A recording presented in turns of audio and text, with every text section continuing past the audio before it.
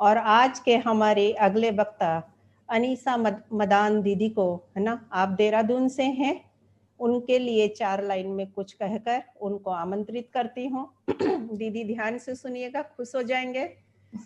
जिसको देखने से सुनने से मन में बलवती होती है, सुख से जीने की आशा, आप है हमारी प्यारी एवं स्पष्टवादी दीदी अनीसा। स्वयं व्यवस्थित रहते हुए प्रकृति के साथ पूरकता से जीना इनका पहचान है। इनके साथ रहना, जीना, बात करना अपने आप में सम्मान है। आपका बहुत बहुत स्वागत है दीदी, अपना वक्तव्य इस मंच पर रखने के लिए।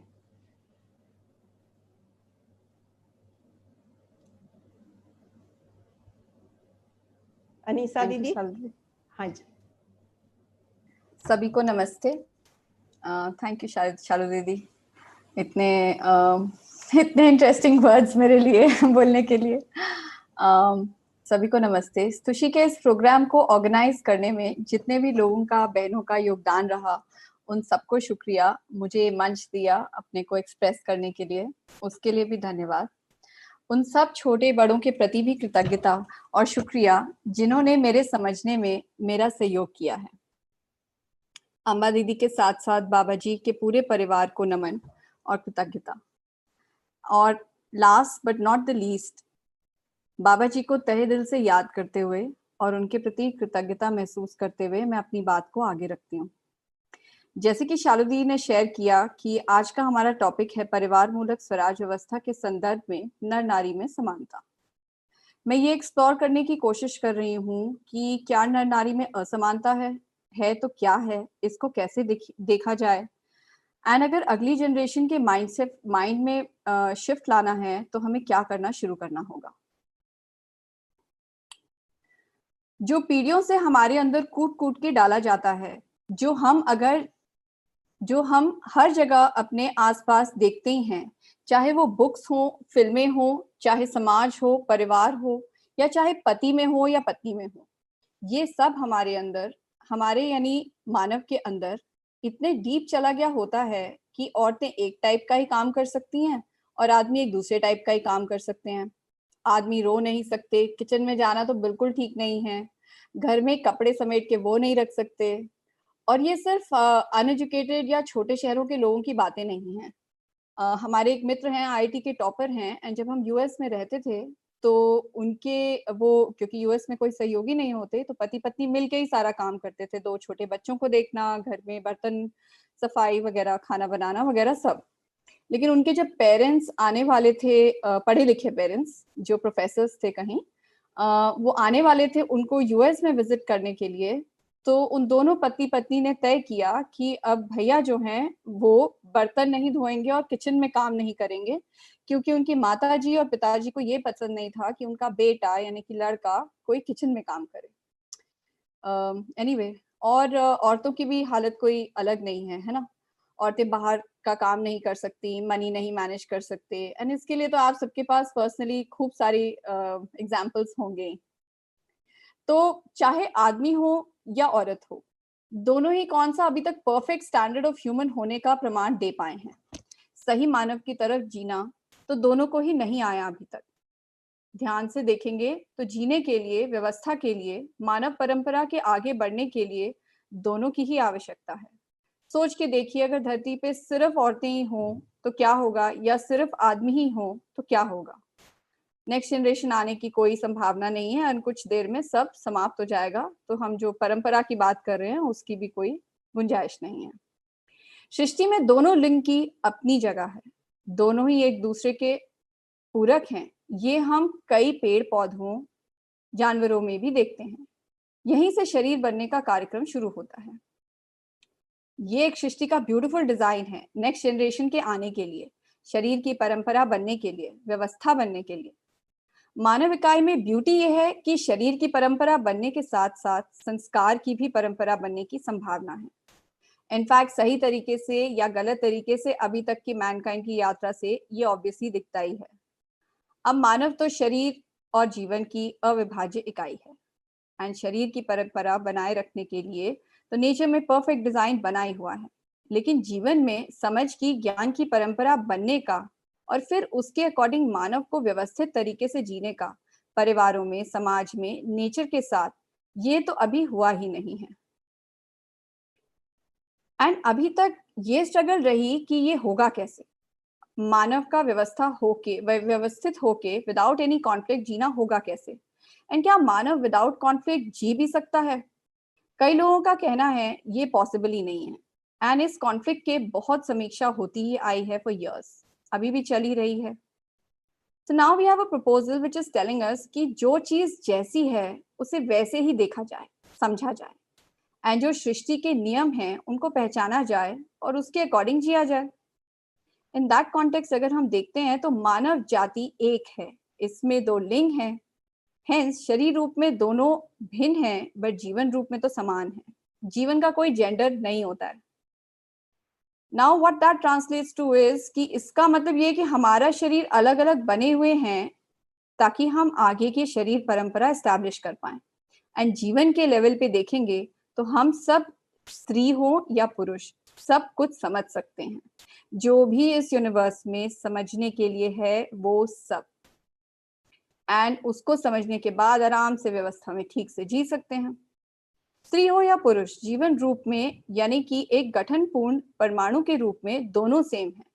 इनमें क्रिया पूर्णता भी सेम ही होगी और आचरण पूर्णता भी। हाँ, ये हो सकता है कि अभिव्यक्ति में और जीने में थोड़ी भिन्नता हो।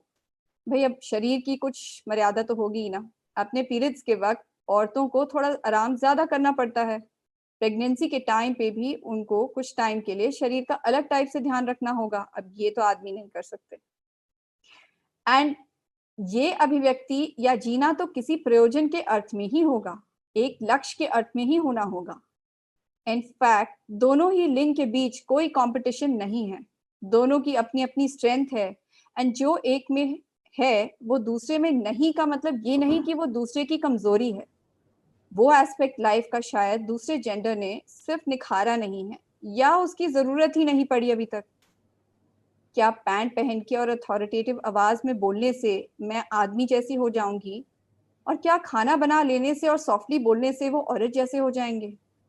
लेकिन अभी तक का जो ये नजरिया, एक्सपीरियंस, मान्यता बनी हुई है कि आदमी और औरत इक्वल नहीं है, इसको चेंज कैसे करेंगे, सुधारेंगे कैसे? मोस्ट इंपॉर्टेंटली अगली जनरेशन के चित्रण में कैसे डालेंगे? ये चेंज तो चित्रण में ही होना होगा। तर्क की एक सीमा है, जब तक तर्क के साथ मैचिंग चित्रण नहीं होता तो उसको जहन में बैठाने में बहुत टाइम लग जाता है। जैसे कि सिगरेट नहीं पीना है, ये लॉजिकली सबको स्वीकार है, बट फिर भी सिगरेट पीने वाले जब भी परेशान होते हैं तो चित्रण जो उठता है वो सिगरेट पी के सुकून मिलेगा इसका ही होता है। अब ये चित्रण बदलने का काम कैसे होगा? तो ये शिक्षा संस्कार विधि से ही होगा। शिक्षा संस्कार ही वो जरिया है जिससे हम कोई रियल चेंज ला सकते हैं संसार में। चित्रण में हमें अपनी स्टोरीज में, पोएम्स में, हमारी रस्मों में, त्योहारों में दोनों को पूरक के रूप में सजाना होगा। समानता का आधार समझ है, आचरण है।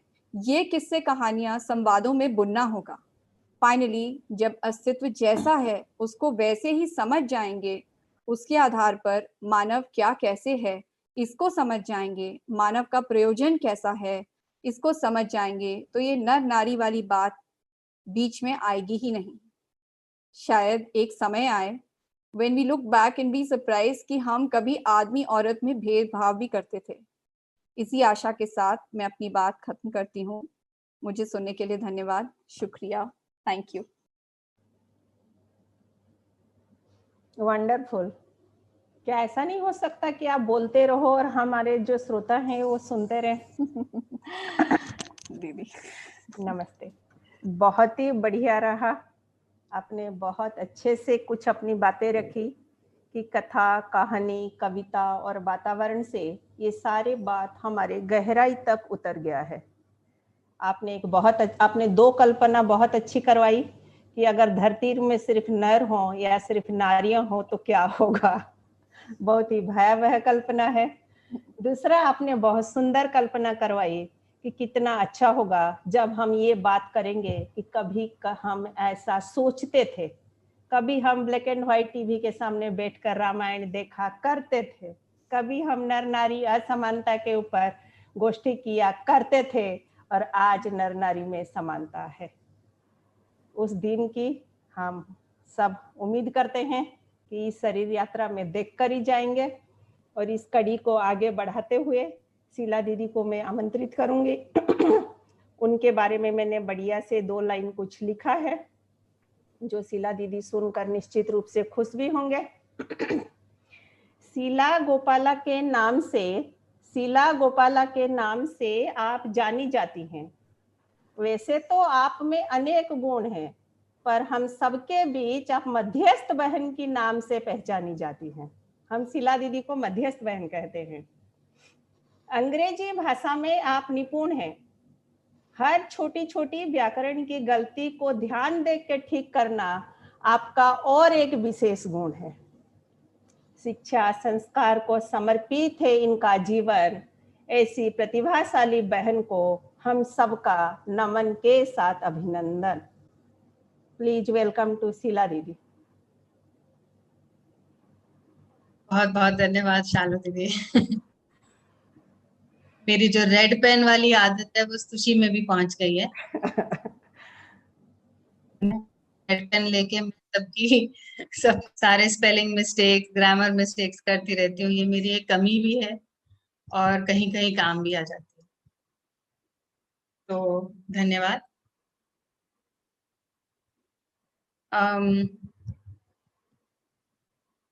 तो पहले तो सभी जो यहाँ पर पार्टिसिपेंट्स हैं सभी को नमस्ते, और सभी आयोजकों को बधाई। कई वर्षों के बाद ये मिलन हो पाया है। जैसे शालू दीदी ने कहा कि ये टॉपिक तो कई लोगों के लिए सेंसिटिव है, और मुझे पहले नहीं लगता था कि इतना, मतलब मैं इसमें ज्यादा वो फीलिंग नहीं लाती थी। लेकिन 2009 में बाबा जी इस बात को बार बार दोहराने लगे थे, नर नारी में समानता, अमीरी गरीबी में संतुलन। उन दिनों में मेरा इतना ही अध्ययन होता था कि साल में एक बार जो बाबा जी से मिलना होता था, उनकी कोई एक बात को पकड़ लेती थी और उस पर पूरे वर्ष विचार चलता, उतना अपना अध्ययन था। तो मैं कहूँ तो अगर मेरी कोई सेंसिटिविटी आई है, संवेदनशीलता आई है इस मुद्दे पे, तो 2009 के बाद ही है। तो सबसे पहले मैं एक बात को सामने रखना चाहूंगी कि सही गलत होता भी क्या है, कैसे निर्णय लें कि सही गलत क्या है। किसी भी बात को सही या गलत ठहराने के लिए ये तय करना जरूरी है कि हम अंत में चाहते क्या है, हमारा लक्ष्य क्या है, हमारे उद्देश्य क्या है। जो भी कदम उस लक्ष्य तक पहुंचाने में सहायक है वो सही, और जो उस लक्ष्य से हमें दूर ले जाए वो गलत। तो नर और नारी में समानता हम क्यों देखना चाहते हैं, जीने का क्या डिजाइन होगा। मध्यस्थ दर्शन में जीने का डिजाइन पहले से ही अस्तित्व में है, और वो है परिवार मूलक स्वराज्य व्यवस्था। हम सब ने कहीं ना कहीं इसको एक तार्किक रूप में स्वीकारा है कि हाँ ये आइडिया अच्छा है ना। अब हम उसमें कहाँ तक पहुंचेंगे वो हमारी जागृति पर है। तो टॉपिक पे आ जाते हैं। मेरा टॉपिक, मैंने जो आयाम लिया है वो है नर नारी में भिन्नता, समानता और पूरकता। तो समानता की कामना को कई हजार वर्ष तो हो चुके हैं, कोशिशें तो चल रही थी बहुत सालों से, लेकिन जहां तक मेरे को दिखाई देता है भिन्नता पर ज्यादा ध्यान दिया जाता था, आज भी दिया जा रहा है। भिन्नता के आधार पर ही पूरा समाज सजा हुआ है आज। भिन्न आर्थिक वर्ग, भिन्न योग्यताएं, भिन्न काम, है ना। शिक्षा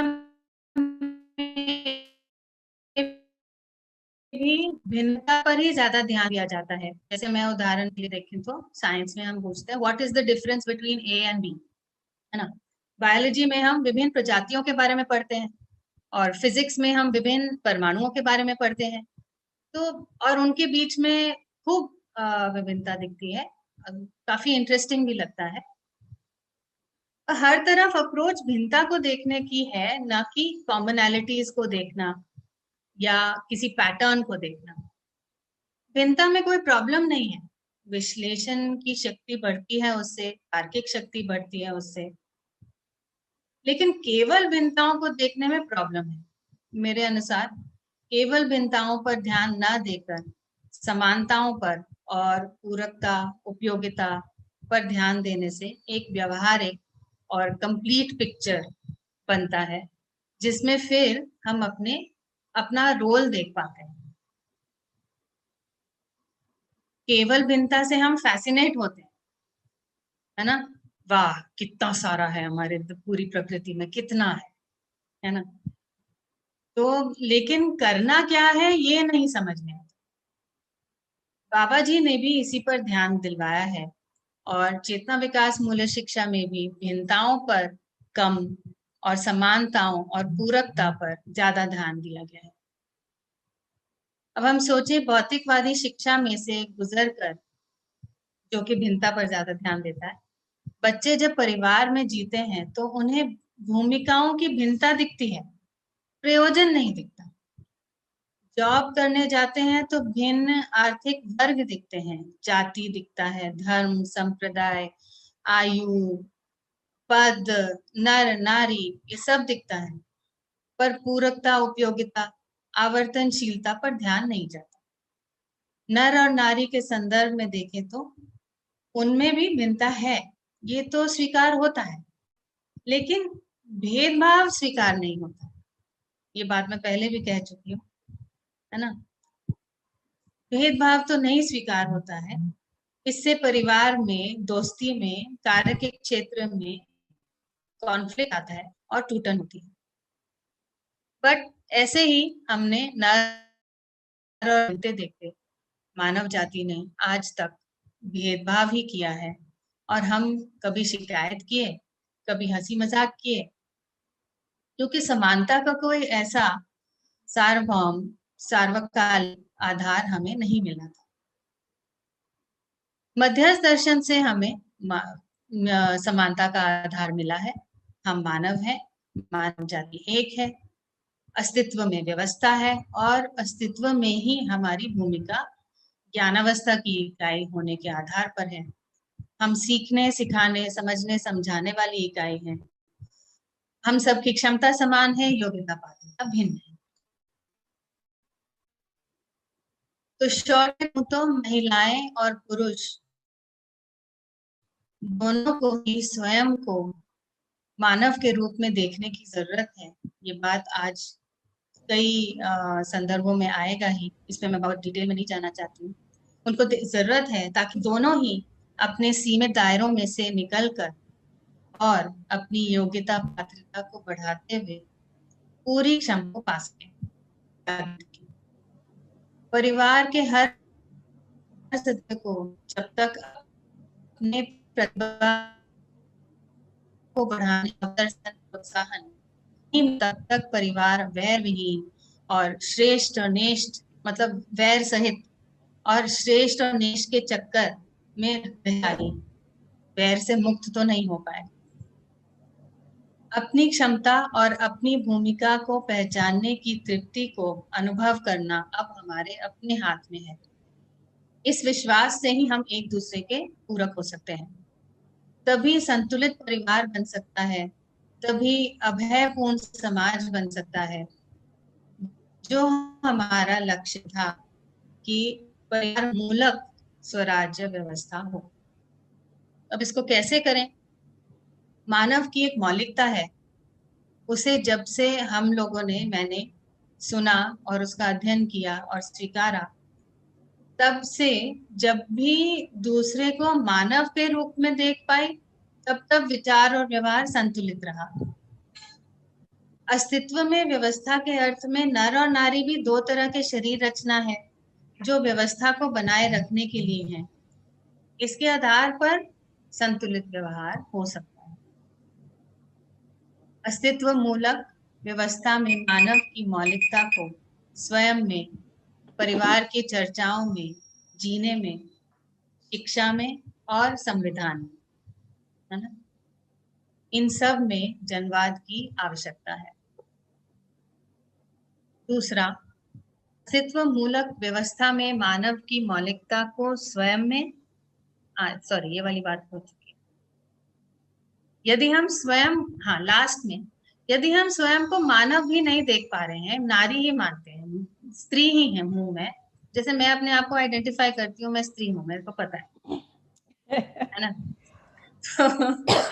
तो भी अगर हम सतीत्व को स्वीकारते हैं तो संकल्प पूर्वक अध्ययन पर ध्यान दें, स्वयं को समझें, ताकि हम सत्व पूर्वक जी सकें, अपनी एक एक प्रवृत्ति को परिमार्जित करते हुए जिए।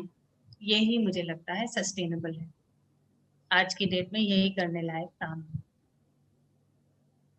तो स्तुषी के आयोजकों को धन्यवाद कि इस प्लेटफॉर्म के जरिए से हम सब ने इन मुद्दों पर ध्यान से सुना, सोचा, प्रस्तुत हुए, और यही स्तुषी का मकसद भी था। बाबा जी के बारे में बात करती हूँ तो भावुक हो जाती हूँ, तो इसलिए मैं पब्लिक में अवॉइड करती हूँ। लेकिन सच तो यही है कि मेरी पात्रता योग्यता आज जहाँ है पहले मेरे माता पिता और फिर बाबा जी की वजह से।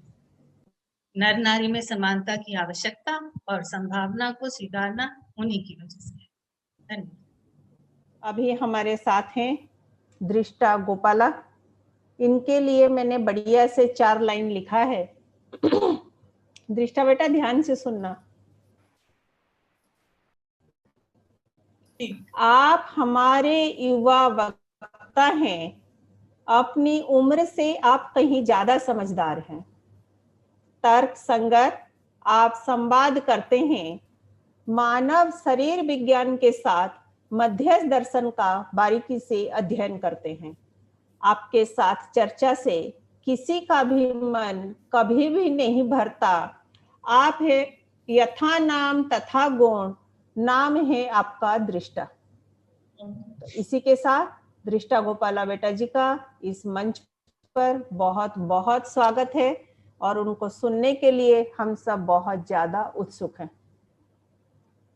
थैंक यू शालू बुआ। वैसे थोड़ा दृष्टा बेटा आप अपना बात शुरू कर सकते हैं। सबसे पहले तो पूरी स्तुषी गोष्ठी ऑर्गेनाइजिंग कमेटी को बहुत धन्यवाद कि आपने मुझे इस विषय पर एक तो अच्छे से विचार करने के लिए और उसे प्रेजेंट करने के लिए अवसर और प्रोत्साहन दिया, क्योंकि अभी तक जो है इस मुद्दे पर बहुत बिखरे बिखरे विचार रहते थे और कभी भी उन्हें एक साथ विधिवत रख के सोचने का मतलब कभी अवसर नहीं मिला।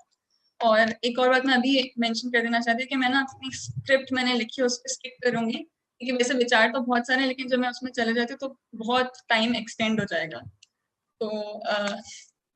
तो विषय सुनने पर मन में प्रश्न मेरा जो बना था वह था कि नर नारी में समानता व्यवहारिक रूप में दिखेगी कैसे, और इस पर शोध करने से कुछ निष्कर्ष भी बन पाया।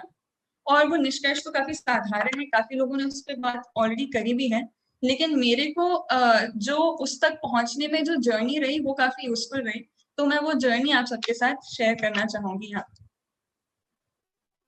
तो नर नारी में समानता के संदर्भ में सबसे पहला तथ्य जो हमारे सामने आता है कि जीव संसार की तरह मानव शरीर के भी 2 प्रभेद हैं, नर एवं नारी। इसके मूल में शरीर परंपरा को बनाए रखने के अर्थ में जो प्रजनन क्रिया है वही कारण सामान्य रूप में सभी को स्वीकार हो पाया है।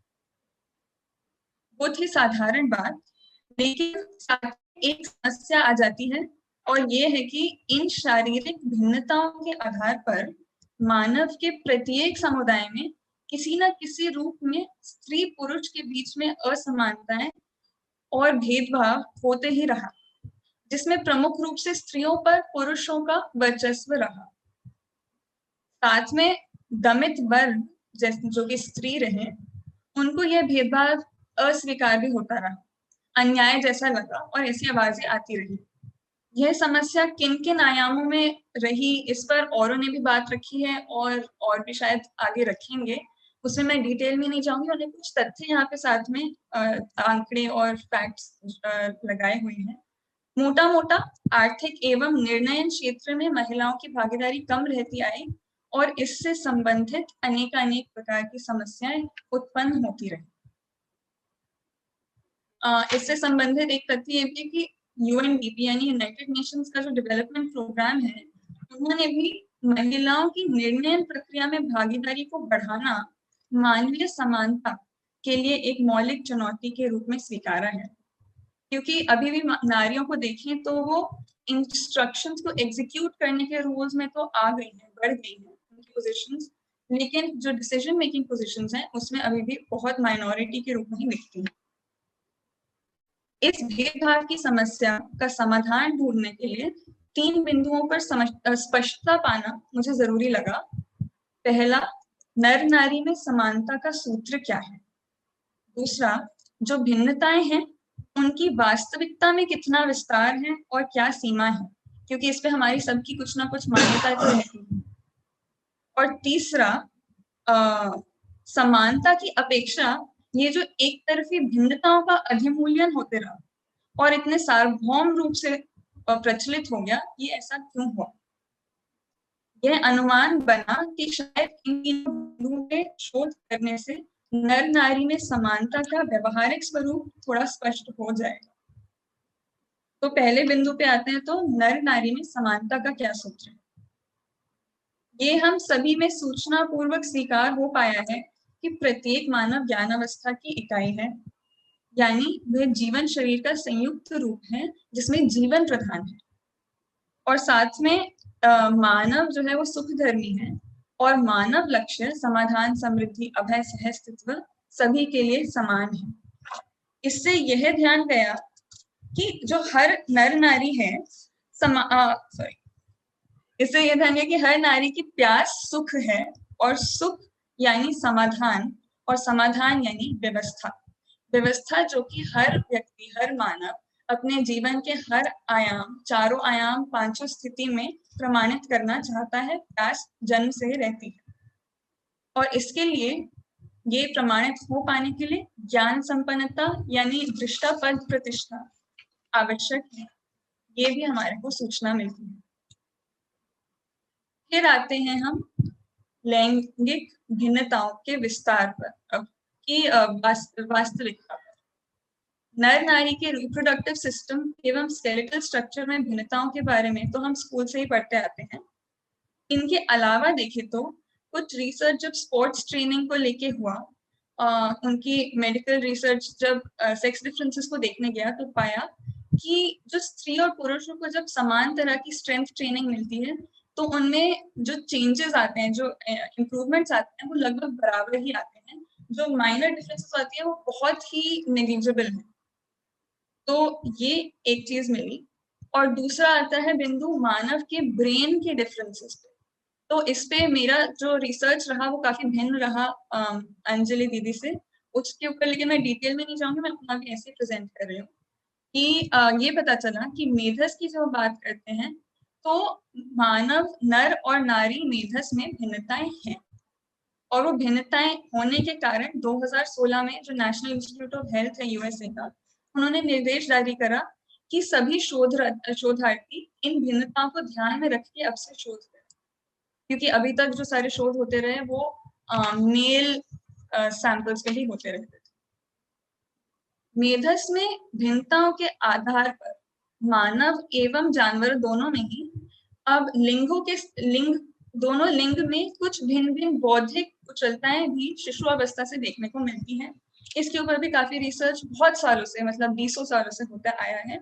वो इकट्ठा होकर अब एक बात कहता है, और वो बात है कि ये कुशलताएं स्त्रियों में और पुरुषों में जन्म से ही इन मेधस के डिफरेंसेस के कारण, हार्मोन्स के डिफरेंसेस के कारण पाई जाती हैं। उनके कुछ एग्जाम्पल्स भी मैंने यहाँ पे दिए हैं, जिनके ऊपर मैं अभी डिटेल में नहीं जाऊंगी। फिर एक और भिन्नता का मुद्दा आता है दर्शन से। वांग्मय में भी स्त्री पुरुष में भिन्नता की बात इंगित होती है। अभ्यास दर्शन में बताया, भोगों में संयमता के लिए पुरुषों में यतित्व एवं स्त्रियों में सतीत्व अनिवार्य है। यानी दो अलग अलग प्रकार के अप्रोच नर और नारी के लिए करने में प्रधानता लेते हैं। यतित्व और सतीत्व यानी यत्न शोध पूर्वक समझना और सत्व के प्रति संकल्प निष्ठा पूर्वक समझना या तरना, ये दो अलग अलग मानसिकता है जो कि नर नारी में पाए जाते हैं। लेकिन साथ में जरूरी बात ये भी बताएं कि प्रत्येक मानव में यतित्व एवं सतीत्व के प्रति वांछनीय एवं आवश्यकीय निष्ठा का होना ही अभ्युदय का लक्षण है। तो दोनों में प्रधानता अलग होने के बावजूद भी निष्ठा दोनों के प्रति रहेगी, दोनों का समान।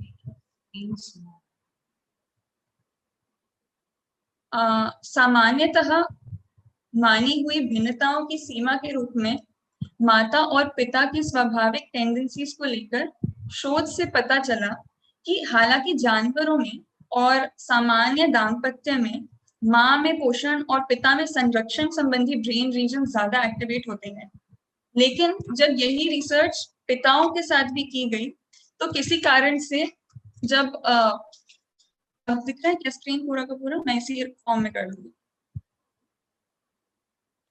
Now it's fine. तो हाँ, तो जब ये सेम रिसर्च ऐसे पिताओं के ऊपर की गई, ब्रेन स्कैन्स के ऊपर की, जिनमें वो प्रधान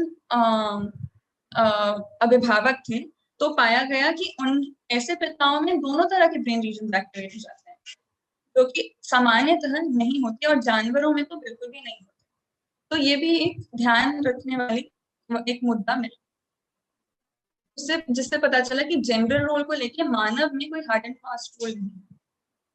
फाइनली अब तीसरा मुद्दे पे आते हैं कि हर जगह ये जो लैंगिक असमानताएं हैं ये प्रचलित क्यों हो गई, वो भी एक ही तरह से क्यों प्रचलित हो गई। तो इसको भी बहुत शॉर्ट वर्जन में रखते हुए निचोड़ ये निकला बहुत सारे शोधों का कि जब स्त्रियों की आर्थिक भूमिका होने लगी, वो भी इसलिए क्योंकि उनका शिशु पालन में डेजिग्नेशन ज्यादा हो गया। एक हार्ड एंड फास्ट रूल जब से बनने लगा कि स्त्रियों का शिशु पालन में ध्यान ज्यादा रहेगा, तो उनकी आर्थिक भूमिका कम हो और उससे उनका परिवार एवं समाज में मूल्य पद और इसके कारण निर्णयन में भागीदारी कम हो गई। औरों के निर्णय अधिरोपित होने के कारण अनेक असमानता मूलक समस्याएं जन्मने लगी। तो इसका निष्कर्ष, ये डिटेल वाले स्लाइड्स को मैं कर रही हूँ। इसका निष्कर्ष क्या निकलता है कि आखिर नर नारी में समानता का स्वरूप क्या बना इन सब चीजों के सोचने के बाद। तो यह स्पष्ट हुआ कि दो प्रकार की परस्पर वैचारिक पद्धतियां होने के कारण समझने के लिए अध्ययन, अभ्यास एवं प्रमाणीकरण प्रक्रिया में या अप्रोचेस में कुछ भिन्नता रहेंगी स्त्री और पुरुष में, डेफिनेटली, लेकिन ये परस्पर पूरक है। और क्योंकि प्रत्येक मानव जागृति पूर्वक स्वतंत्र है और स्वतंत्रता की प्यास भी जन्म से रहती है मानव में, तो ये स्वतंत्रता का बिंदु ध्यान में रखने की बात है। और जागृति पूर्वक साथ में स्वयं में विश्वास और श्रेष्ठता को पहचानना और उसको सम्मान करने की योग्यता भी आ जाती है।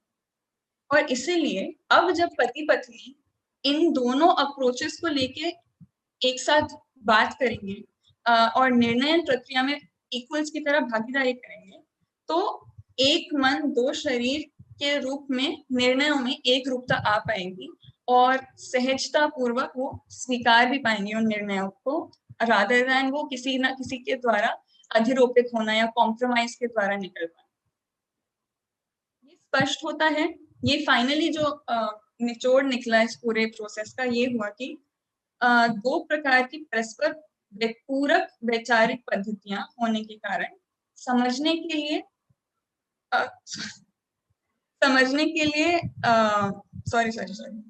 जानवरों के विपरीत मानव में जिम्मेदारियों या रोल्स का आरोपण स्वीकार नहीं होता।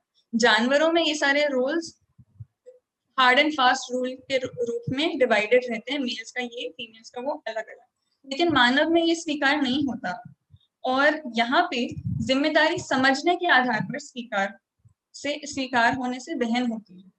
इसलिए दाम्पत्य में व्यक्तित्व, प्रतिभा एवं परिस्थिति के परस्पर मूल्यांकन के आधार पर जिम्मेदारियों को लेकर निर्णय होगा।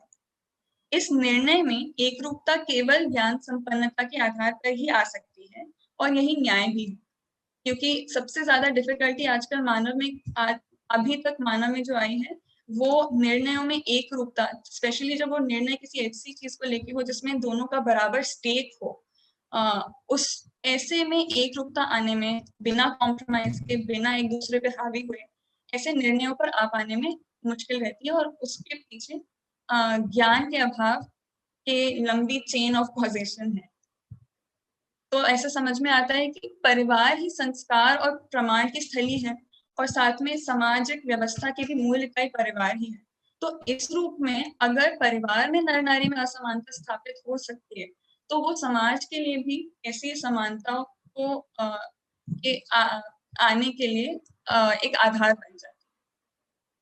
तो मेरा यही तक था, समय काफी ज्यादा हो गया है। थैंक यू सबको। बहुत बढ़िया है ना, बहुत सटीक प्रस्तुति, बहुत सटीक भाषा और बहुत सटीक डाटा के साथ। आपने एक बात को जो शुरू से आखिरी जोर दे के कहा, मेरे हिसाब से निर्णय प्रक्रिया को बढ़ाना ये सबसे बड़ी चुनौती है। और आप अनेकों तरीके से बात आगे करते हुए है ना, जिसमें आपने समानता, भिन्नता, भिन्नता का अधिमूल्यन, डाटा और फैक्ट के साथ बात को आप करें और लास्ट में फिर आप वहीं पहुंचे कि निर्णय में एक रूपता ही न्याय है। तो ये चुनौती, इसको हम सब कैसे स्वीकार कर सकते हैं, कैसे निर्णय प्रक्रिया में सभी का भागीदारी कर सकते हैं, इस पर हम आपसे और अच्छे से समय समय पर सुनना चाहेंगे। बहुत बहुत धन्यवाद। हमारी सभी वक्ताओं ने इतने अच्छे से तैयार किया, वो सबको बहुत बहुत धन्यवाद। और इसी कड़ी में हमारे बहुत सारे बहनें हैं जो अंग्रेजी में ज़्यादा समझते हैं, उनके लिए शीला दीदी ज़्यादा अच्छा से रख सकते थे, लेकिन समय सीमा के अंदर 2 से 3 मिनट में वो अपना बात रखेंगे, इंग्लिश में समराइज 3 से 4 मिनट भी कर सकते हैं। उसके बाद आज का धन्यवाद ज्ञापन के लिए मैं सिर्फ 30 सेकेंड लूंगी। आप सबका पेशेंस के साथ सुनने के लिए बहुत बहुत धन्यवाद। और थोड़ा सा बस और पेशेंस बनाइए, लास्ट 5 मिनट। तो शीला दीदी, आपका स्वागत है।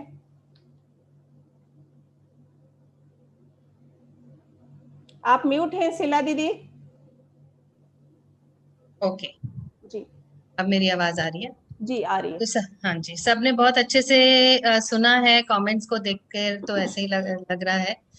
और सबकी बहुत सुंदर प्रस्तुतियां थी।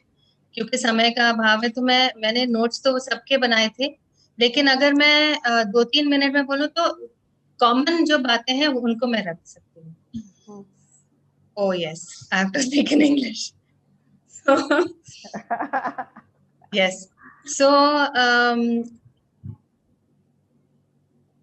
everyone has accepted that there are differences between men and women, but if we take into account the conscious part, then we all have the potential to understand everything. That is one point. Secondly, the family is the base, is the core of our living. The family is the place where we will manifest our understanding and manifest our ability to live harmoniously. Everybody has accepted that one. Many people have accepted that the way to get to this status is that we have to understand existence, understand ourselves, and understand human behavior. That is about the 3 points. How we can go forward, what will be the way to go forward? One of them is through Adhyan, and the other way is also, Anisha Didi and I myself, we both mentioned this point, that through a change in the narrative which is going around us in society, in our education system, the conversations that we have in our family, as well as our this education system, as well as our constitution. So here in all four places, we need to have this narrative of equality and the fact that we are humans first and male or female next. I think mostly the points are covered. Savitri Ben expressed her experiences of her journey from working with the women's movement and coming to a place of peace and accepting herself as a human, and in the process also accepting a marital life, which was very heartening. Anjali Didi and Drishta Didi both gave an account of all the research that has happened in the world, and some were conflicting, but it's a good place to start and we can all continue on from there. It's nice to have different views to work on and to discuss. Sunita Pathak Didi has shown how the prevalent two isms of materialism and idealism or theism both have fallen short in leading to a balanced and harmonious society, and how Madhyas Darshan and the proposed Parivar Mulak Swarajya Vyavastha can lead to a balanced social system. That's it.